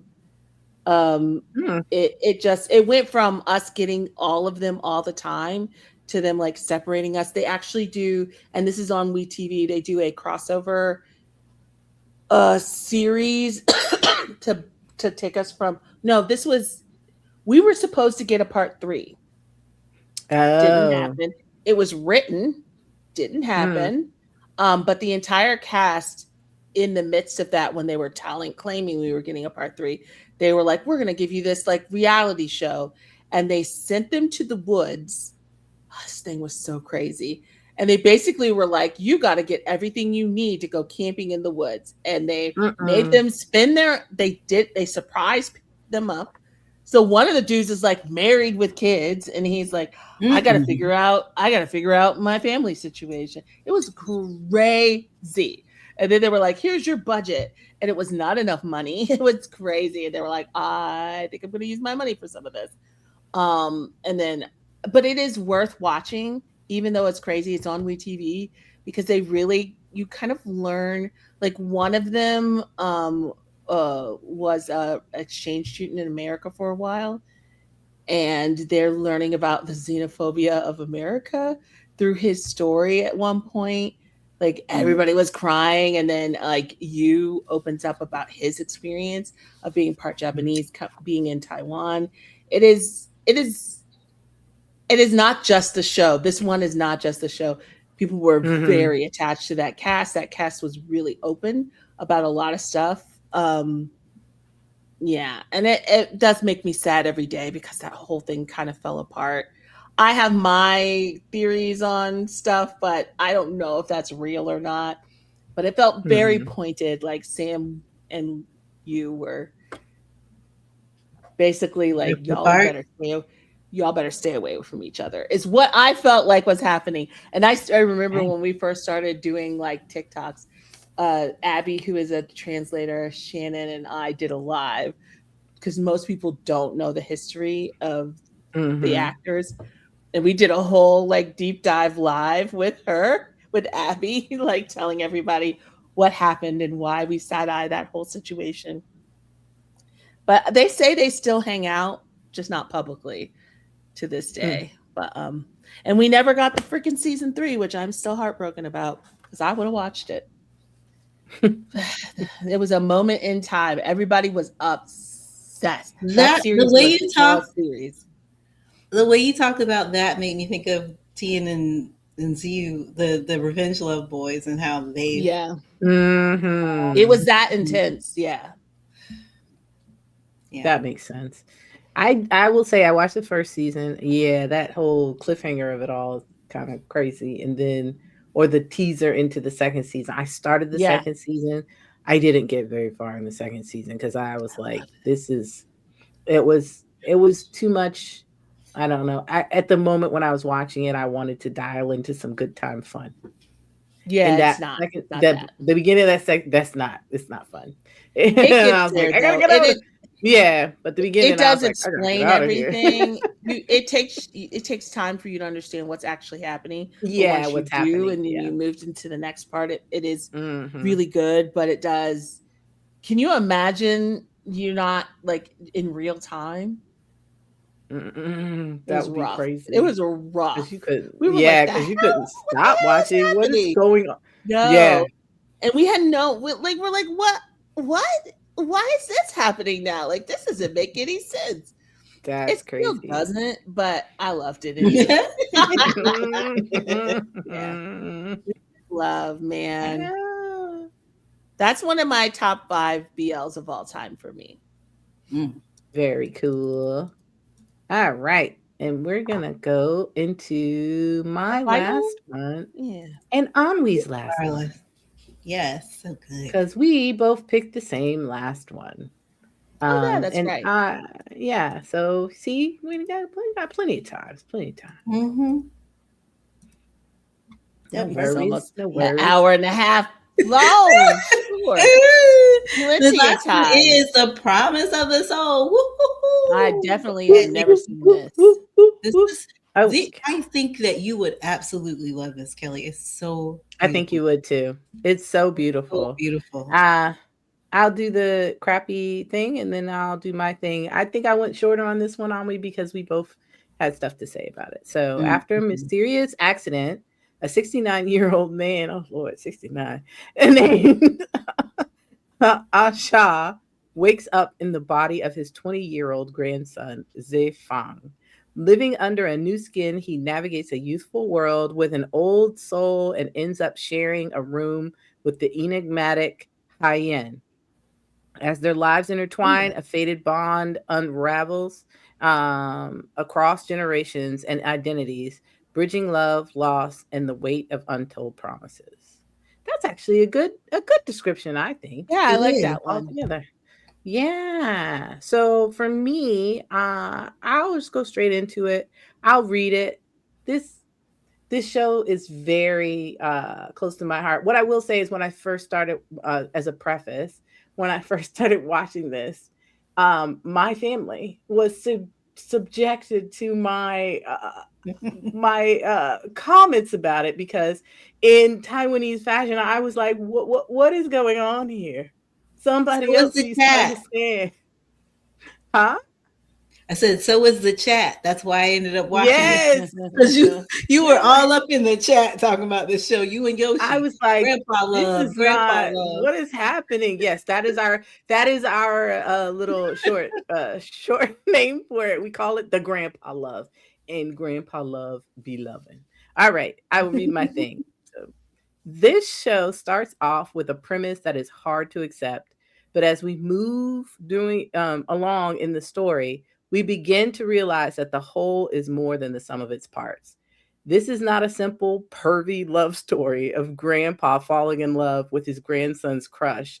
It is the exploration of what it means to live a life with abundance and self worth, to have the courage to explore who you want to be instead of who you are expected to be, and treating those around you with care and grace that ultimately they want that for you as well, no matter the consequences. Are these men fine? Yes. Okay, wait, Are pause. wait, what? Pause. What? Pause. Because you talked about grandpa love a whole lot. And then I was like, what is grandpa love? And then I saw grandpa love. And I was like, where them boys come from? This is They are grandpa love. beautiful. They are Yes. beautiful. Okay, go ahead. Beautiful human beings. Okay. Are we skeeved out by the fact that Hyen wants a Cha, even though he is clearly the grandpa of Zefang in his grandson's body? Also, yes. It's kind of weird. Does the way they handle this story ultimately get us to a place of acceptance? Absolutely. I loved this story. It was great. It is the powerfulness, I think, of the grandpa character at the end of the day that brings the story together and brings it along. The actor Martin Wong that plays him does an excellent job of showing us because he doesn't get a lot of opportunity as the grandson, I want to say, but we don't need that because that's not what the story is about. It's about someone who's lived a full life who, like I said, was that life abundant for him? He thought so, but at the end of the day, it's like trying to redefine what your joy is with a second opportunity to do that. And watching this character do that is just so lovely to see, when you take all of the weirdness out of your brain and just kind of lock in with that. When you lock in with that and just let that ride, that's the part that's really, really lovely. Okay, I'll let you go, Anwi, and then I'll talk about the lover. So I just threw out some key points that I really love about this. The longing looks between Grandpa and Hyen. They just, that magic between them is just beautiful. Grandpa's kind innocence. Like, the people around him can be straight trash, and Grandpa is always like, oh, let's be more mature about this, and why aren't we thinking this way? Like, Grandpa's always trying to find a way to bring peace and love to a situation. The desire that Grandpa has to make all these kids live a better life. Like, he looks like a kid himself, but he's just like, this is the better way to handle these situations. And it's beautiful. The roommate of Hyen, he is like kind of psychic a little bit. I got my pictures. Oh, the pictures. You can see how beautiful they are. That's a gorgeous, like, and that's them clothes. So their bodies are ridiculous. Bodies are crazy. They don't look like regular humans. No, no, really, really beautiful men. But the roommate is neat. The roommate's getting fed right now. Oh, this relationship right here. You were talking in another story about behaving as a couple, but not really being a couple, and that's what these 100%. Two are. These two do that 100%. Yeah. Yes. And the one feeding the other is the swimmer. It's obvious that he loves the roommate. He loves this man down bad, but the roommate's not willing to go with it. And I think it's because he thinks he brings bad luck to other people. He doesn't want to harm his friends. So he's willing to go in this relationship the way they've been going, but not call it what it is, Or take it to the next level, which that part too. Yeah, or take it to the next level. Yeah, to the next level. And that's another place where Grandpa plays a role, right? Grandpa opens everybody's eyes to what can be really good for them. This the GL couple in this is the best couple. They are strong. Yeah. They are funny. They are sweet. They are cute. They are hilarious. They are powerful. Like, everything about this show just brings me joy. There's like, and even the grandson had a boyfriend prior to death. That was a very toxic relationship, but also, even though the boyfriend was toxic, that boyfriend loved him a lot. And Grandpa is just now finding out about this boyfriend, and the boyfriend's like, Grandpa. Not Grandpa. He doesn't say Grandpa. He says, Zafon, what's going on? Why don't you love me anymore? And Grandpa's trying to teach him as well how to be more kind, how to be more loving, how to express himself in a better way. It's just all of and even the dorm room, the guys. I'm trying not to listen because you're giving a lot of details. I know it's not anything. I'm different. I'm built different than other people. Everything's a spoiler to me, so it's totally fine. Well, I'm just letting you know I'm checking out right now because I see you rocking. But all of it is just all of it is a beautiful, it's a really lovely beautiful story, and these are beautiful people, and it's good stuff. It's a good show. If you watch it, Kelly, you will very much love it. Yeah, I think I will. So that's why I was trying not to pay too much attention. And once your brain gets in the right place about it, you're gonna love it. The lore, the last thing is the lore, and there is a recurring tie-in with Xiao Bai from Fight for You. Another Taiwanese BL put out in 2025. It includes also includes a short appearance from his love interest Da Hei in it as well. So what I wrote was, they are on another weird ass mission that somehow means he needs to be undercover. I had no idea what that show was truly about, and I have no idea what his appearance in this show is about. I don't understand why he's there or why he's doing the undercover thing that he's doing. But Fight for You, that's a little bit of fun. It wasn't one of my favorites, but again, like just like I don't know anything about weddings. This one makes more sense because why do you need to know anything about school? They were schooling. That's what they were doing. But on all these other ones, Fight for You, I don't understand nothing what's going on with their jobs.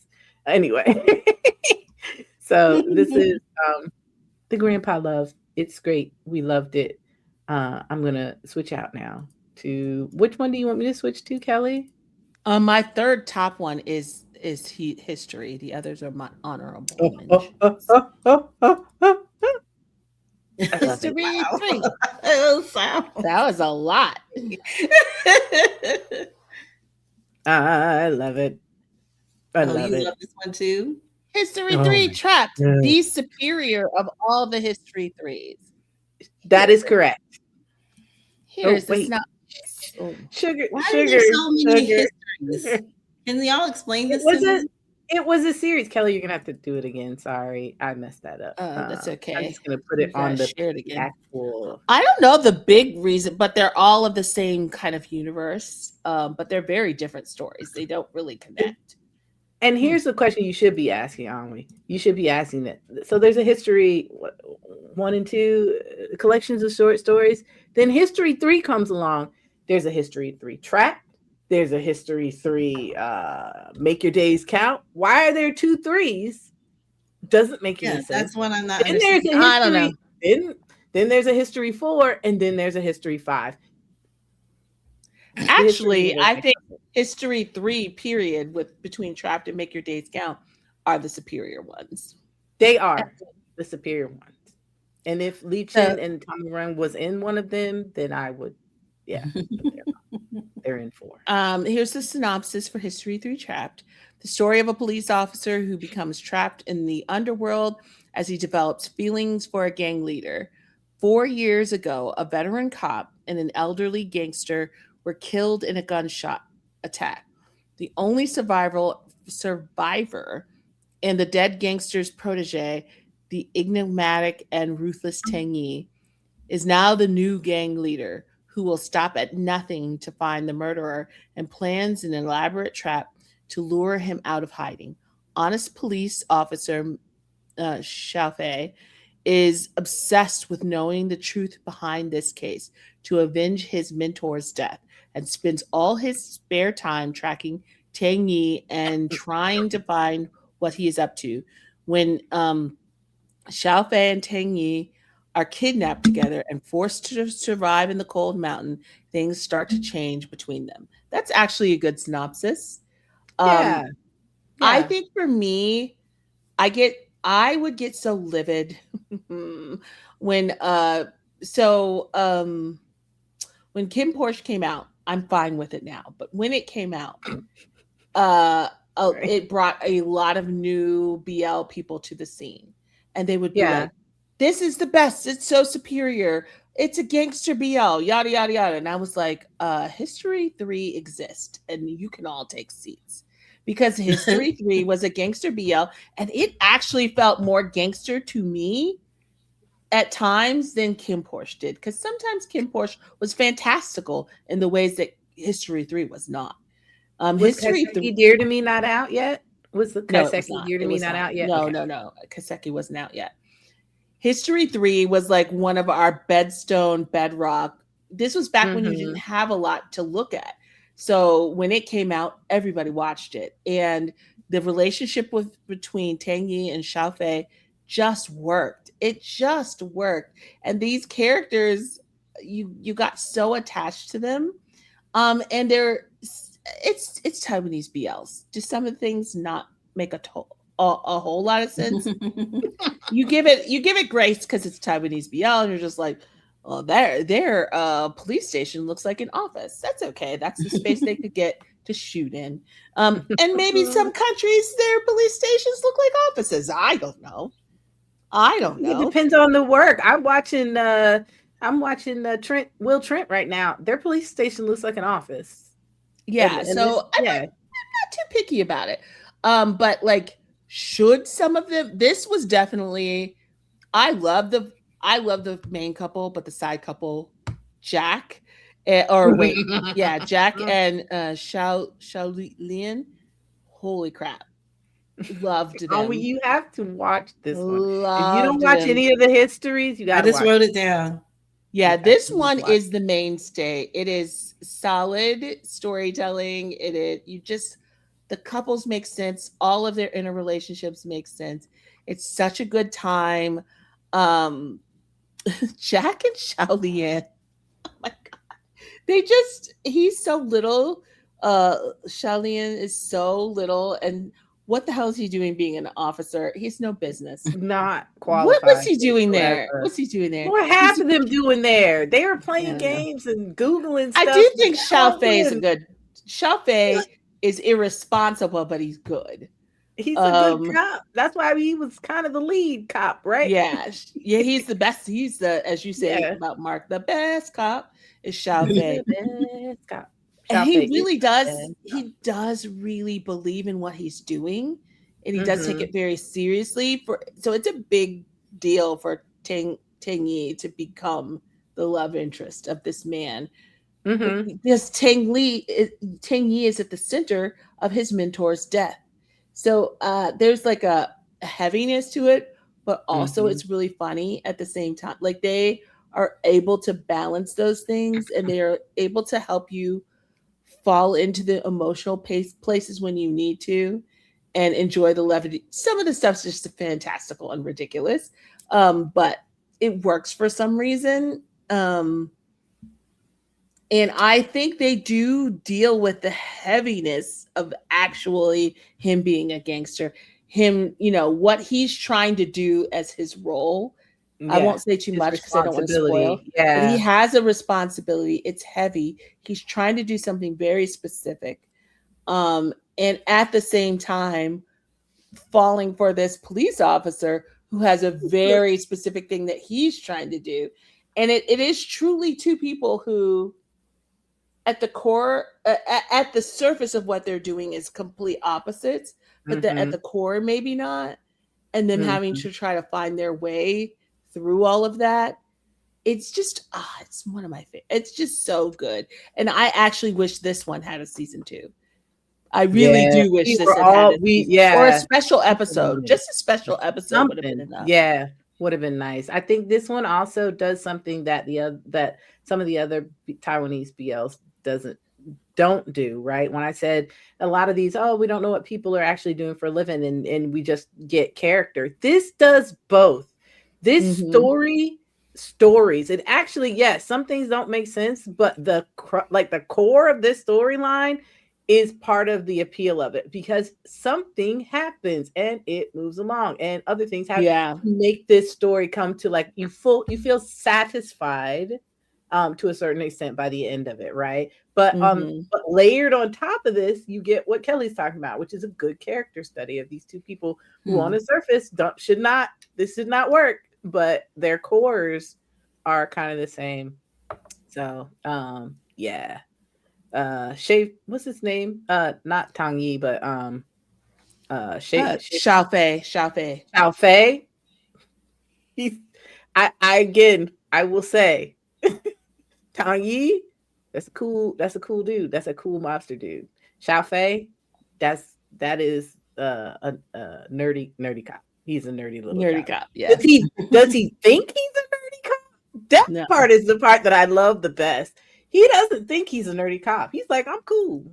He thinks he's like some guy on TV that from a cop show. He's literally like, da-da-da. He's not. He's just like a nerdy I cop. think I started this one, actually. I didn't get through the first episode. I think I started it. I love them. This is just a solid cast. A solid story. It's one of my favorite Taiwanese I think it is my favorite Taiwanese BL. We Best Love and it battle each other out, but I think this one is wins every time, because I can go back to it at any time and watch it. That's kind of my gauge. Can I watch it again and again and again and it still hold up? And this one does every single time. Yeah, I love these guys. And again, this is the actor side of things. Taiwanese BL is built different. This not like any of these dudes need to keep hanging out, and they did. It's not like they needed to keep doing press together, and they did they would just pop up and do like a fan show and do the fan service. And it's not a thing in Taiwan, guys. I need you to understand. Fan service as it relates to couples, like Thai BL, the couples are tied to each other. These couples are not contractually tied to each other. When they continue to do stuff together, that is their choice. It is the strangest thing. To this day, I do not understand. But they will just pop up. And they had a reunion recently. Now, one of them, I can't remember who, has fallen out of favor. I can't remember who, so he was not there. But they will just be like, we're together again, guys. And it'll just be the crew hanging out. Or they'll do like a photo shoot. What are they doing? Nobody knows. They just decided to do a photo shoot.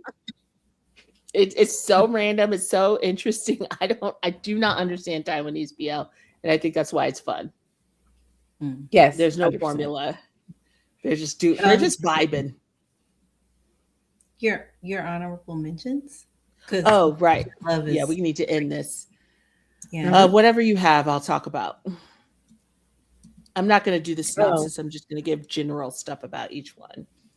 Should you just pull them up and it's only one, right? Two.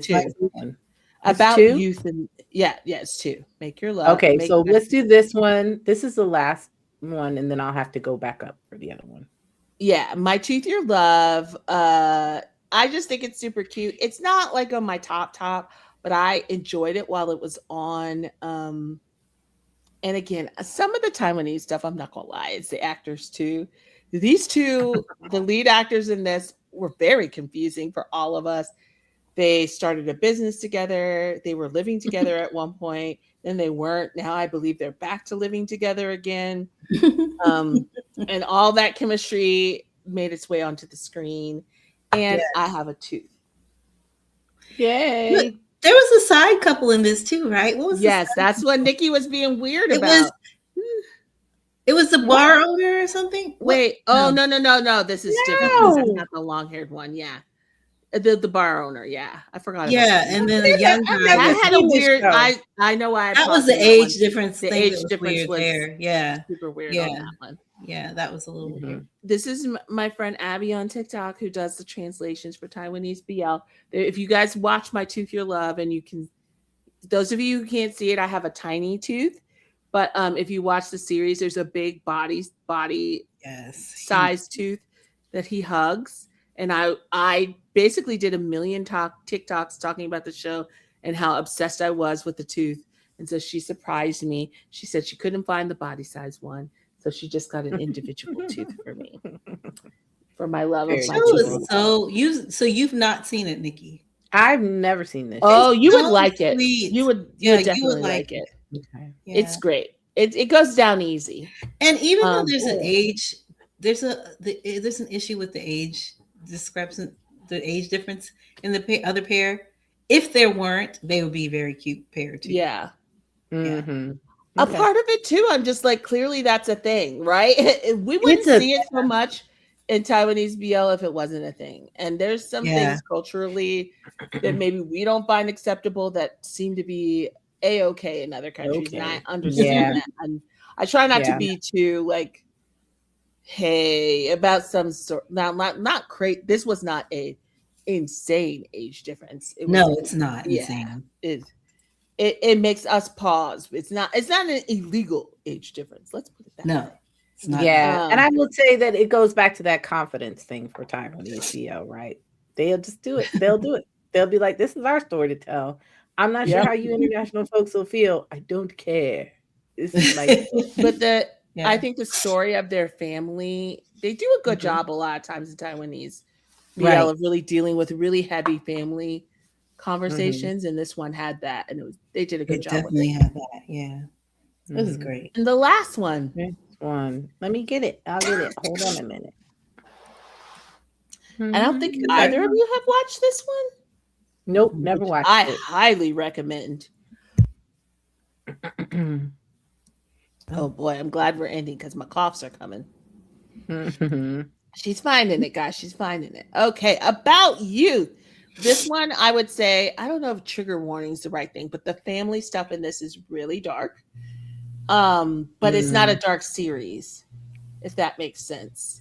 The backstory is, but the series itself is really sweet. They're in a band, so you definitely should watch it. One of them is in a band, so it kind of centers around his music.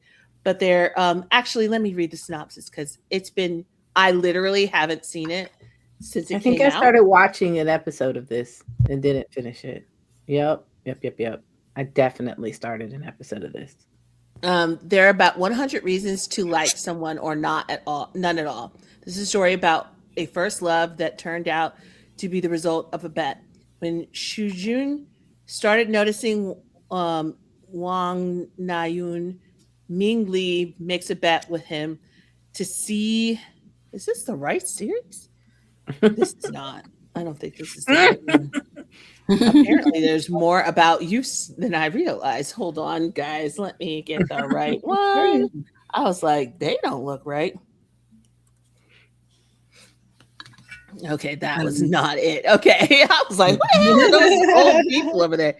Yu Jung is an elite, popular high school student with good grades.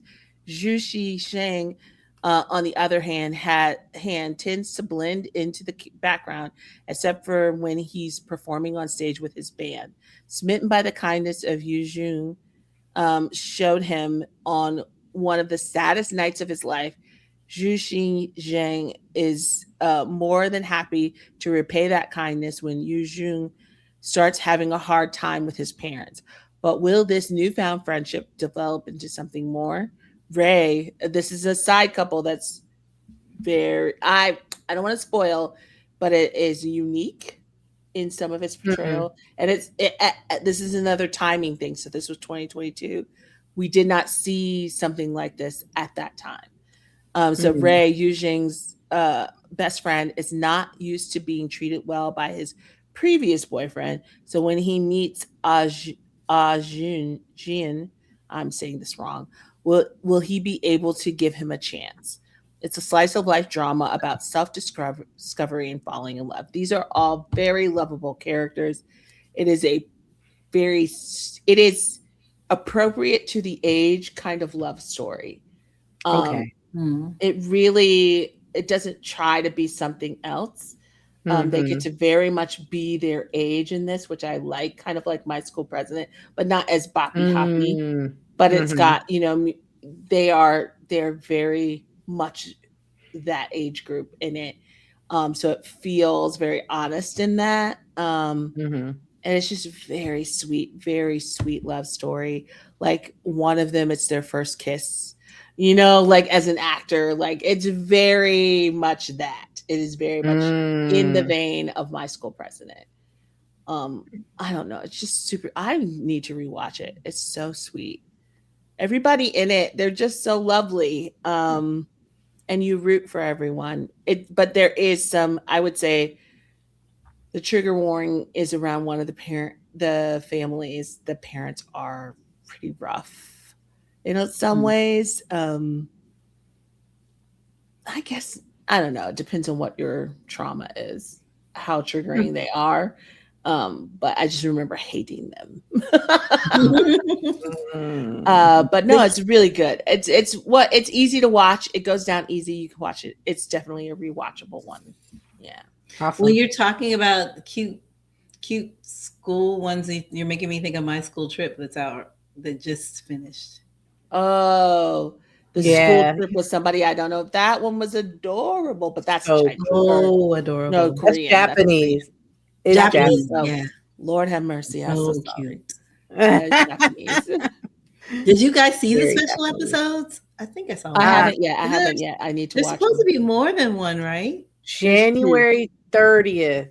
No, there's another one hasn't come out yet. Oh, I'll wait then. I'm just gonna. I saw the first one. The first one was cute still too. Yeah. But anyway, yeah, Right. you were making when you kept comparing it to My School President. I was thinking of what other school ones were like super cute, and that was super cute too. This was another one, man. Taiwanese hand service is built different. These cutie pies, we all were we were all side eyeing these two little ones. We were like, both the couples. I don't know where they are today, but I think it's funny you talked about Secret Lover. I don't think we really talked about that fan service. Oh my goodness! No, because they're boyfriends. They're a couple. That's not fan service at all. They are boyfriends. Those are boyfriends. 100%. They keep telling us. They say it out of their mouth in the thing. But all right, that's all of them. Yay! We did it. Excuse me. Oh no, I feel really good about all the ones that we brought up. We definitely have some to put on our to watch list. I will be updating those accordingly. But yeah, I think everybody had a good time with the ones that they put together. Now we're going to talk about our joy, right? Oh yeah, we need to do that. Mercy. I just had it and it's gone from my brain already. My joy. I had it this whole time. I had it this whole time and now it's gone. Damn it. I forgot. I'm gonna be honest. Oh my God. We've been on here too long. Oh no. And I just while you were talking, Kelly, I was like, let me come up with my joy. I was gonna write it down and then I didn't write it down. Did I write it down? No, I did not. I was like, girl, write this down. I wanted it to be that just brought me frustration. Oh, goddess. I was gonna say goddess. I mean, I have two. Okay, go ahead. One is Fort Pete, because Fort Pete. Oh my goodness. Pete had his birthday party. It was the cutest, funnest, cutest thing. Fort and Pete are both blonde now. And Fort gave him two presents. Pete had already given Fort a red microphone. Red and blue are their colors. So first, during the show, Fort gave Pete his red microphone. So now they have matching microphones. And then also, Pete had already given 2 years ago a ring to Fort, which he wears diligently these 2 years. While now Fort has given Pete his ring. And they were very excited about these rings. It was super, super cute. So now Fort has two tattoos representing their fandom. One is a red and blue yin and yang, and another one has like some message on him. Now they've got these red and blue microphones, and now they both have rings. These two are very dedicated to each other. And also Pete was in a rare mood, kissing up on Fort. Fort didn't know what to do with himself. Oh yeah, I saw those kisses. And he invited Boss and Noel to his birthday party. So it's the first time we've seen the four of them do a show together in a long time. So it felt very nostalgic. It was just so cute all around. So that's my number one. And then my number two, Billy and Pee are back. They're back, you guys. This has been a long road. So recently they did an interview and they basically admitted that they had been arguing. So we can all not pretend. I think it's weird to pretend that things weren't weird. I did not realize it had gone on for 6 months. So New Year's Eve is when they first did an appearance together that wasn't weird. And they both very much acknowledged that it had been weird. They acknowledged this was their first time together in a while. And New Year's Eve was fine. But then so everyone around them is getting married. I think it's insane. Both of Bilkin's brothers are engaged. One just got married. Pee-Pee's sister just got engaged. Bilkin's manager just got married. And now their hairstylist had a wedding. And so they were just recently both at the hairstylist's wedding. Both the families were there. They each took pictures with the other person's family. There was a point where Bilkin was singing and Pee-Pee's friends were there. And Pee-Pee's friends were taking a video and they went, wow, that guy really can't sing. And Pee-Pee was like, and made faces like, shut up, shut up, shut up. And so they also all tried to push him to get the flowers. You know, when you get the bouquet, they were trying to get him to get the bouquet. So clearly things are in a better space. And then they did a Coke event yesterday. And this is our first time seeing them do work together. And Bilkin was laughing. PP was teasing him. They did an interview. There's another singer named Pung that was with him. Poor thing was in between all of this. And you could tell he was like, I don't want no parts. I just want to be here and smile. But they did like the press conference. And at one point, PP kept calling Pung Ter. And the first time he did it, Bilkin whipped his head around. And then he joked and he's like, well, you know, that's what he only calls me. He said, so I thought he was talking to me. And Pung was like, sure. At one point, Pung like was standing in between him and he like fully backed up. He was like, yo, did you guys talk? It was still a little awkward, but Bilkin is the key. He was having a really rough time. He was laughing at PP's jokes. They actually teased Pung together. They were ganging up on Pung, which is what they used to do all the time. They were joking with each other. Everyone said it is the Tom Zendaya effect is back. Every joke PP made, Bilkin was like, like he was the funniest man that ever entered the planet. He got jealous of PP flirting with Pung. So we are back. We're not 100%. But this is the best it's been in 6 months, you guys. So hopefully. Yeah, when you're telling me that Bilkin was laughing and all that, because even at the New Year's thing, you were saying it was kind of back, and I was like, but Bilkin don't look back to me. But because PP's good at just like making sure everyone feels safe and feels okay. Bilkin has a hard time hiding that. He cannot lie. He cannot fake it. He doesn't know how. Yeah. So you saying that he's laughing and he's in on the jokes, that lets me know. Oh, wait. Did I share the pictures? I'll let it go. I thought I did. No, I didn't. We're fine. I did grab pictures, but it's fine. Because I was like, I was going to show him laughing, but it's fine. But yeah, they're definitely, I mean, we don't know, right? But it's better than was. They're smiling and laughing, and we've all, plus the parents seem unfazed. They seem so, and someone was teasing PP about taking pictures of the parents. He's like, I see them a lot. He said, and even for work too. So he even separated it. He said, I see his parents a lot, even for work too. And then he said, I saw them a lot this month. So for him to even say that tells us that they're, and that's something I've seen them fight before, and the parents kind of go to their corners. The parents never did that through this period. They were on each other's Instagrams. They were talking all the time. And they didn't seem, everybody was pressed. The parents were like, tee, tee, tee, tee. So I think they knew this was something that they just needed to work out on their own, and it would be fine. That's awesome. Yay, they're back. Are you good, Anwi, or you want me to go? You go. Do you have something? Okay. I figured something out. Yeah. Yay.